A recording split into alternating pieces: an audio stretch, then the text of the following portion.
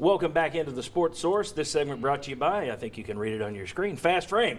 When it comes to artwork and prints, Fast Frame is the place to go with the people to trust. The same goes for shadow boxes.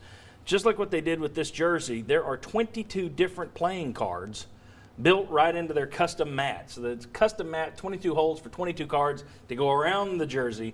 Guys, take your memorabilia to Fast Frame.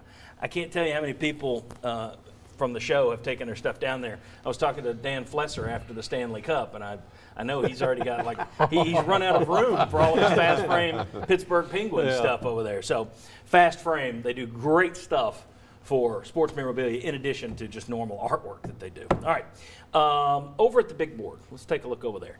You got, and I hope you can read, the 5 schedules from the top contenders in the East. I left, no offense to Missouri and Vandy, but I don't think anybody's going to pick them to win in the East. What you've got are just their conference schedules, all right? And I wanted to see whose were the easiest, whose were the toughest. So let me run through some of this, and I'll get your take on this. First, we'll start with Florida. They got Tennessee, LSU, Texas A&M, and Georgia all in state. You got Georgia and Jacksonville, but your 4 biggies, for the most part, are in state. LSU and A&M from the West, that's going to be, those are good teams. You get LSU at home, by the way, if you remember, they flipped that because of last year in the hurricane. Yes. So Florida gets a break this year in having an extra home game from the West.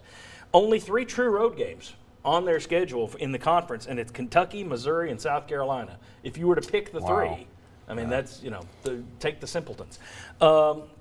Then you get, and then now I'm going to get to hear it from the Kentucky people. Georgia, who may well win the East this year. We got Georgia next. All right, so you got Mississippi State and Auburn from the West. Auburn's tough. Mississippi State likely not. Tennessee, Auburn, and Vandy are their road games with Florida in Jacksonville. Kentucky. Now, there's a good chance Kentucky might come out of the SEC media days picked 3rd ahead of Tennessee in the East because Kentucky has Florida and Tennessee at home. They're at Georgia and South Carolina.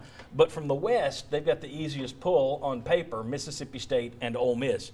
Then you got Tennessee. They are at last year's division winners, Florida and Alabama. Actually, the last 2 division winners, Florida and Alabama.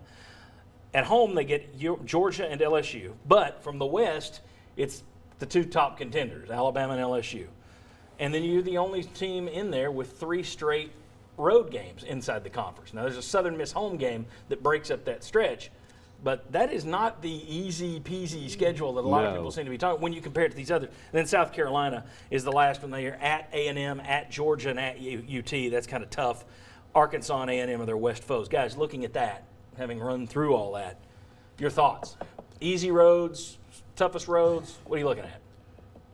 Kind of surprised at how easy Kentucky's does look once you put it down on paper. I talked to somebody the other day and said, "Oh, Kentucky's got it easy," and my response was, "It's the SEC. Nobody has it easy." Right. However, if you were going to get easy with the SEC, not a bad place to go. Ole Miss and Mississippi State's a pretty good draw. Yeah, I don't think anyone could debate that Tennessee does have the toughest schedule in terms of the Western foes. I mean, Alabama and LSU. I mean, I see Florida with LSU and Texas A&M. I'd say Alabama's better than A&M, right?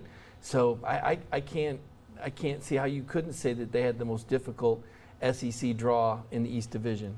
Guys? Yeah, and playing the 2 division winners from the last couple of years, you're going to their places both times, down to Tuscaloosa, to Gainesville. And also with the Western opponents, Alabama and LSU, Florida does get LSU at home, as the schedule showed, A&M at home. I think that's a big advantage to get both of the Western Division teams at your place. Will they get 2 bye weeks like they had last year, though? That's the question. I think you can make a pretty strong case that it's the toughest schedule in the SEC East. Oh, Tennessee's? Tennessee's is, yeah. And like you're saying, you got to look at Kentucky, and that's why you would almost have to pick Kentucky over Tennessee. Yeah, and if they could have played a lick of defense, they would have probably already beaten Tennessee by now. I think it's going to tick a lot of people off if media days comes to a halt and Kentucky comes out of there ahead of Tennessee. You're going to have we need to fire Butch Jones immediately because this poll came out.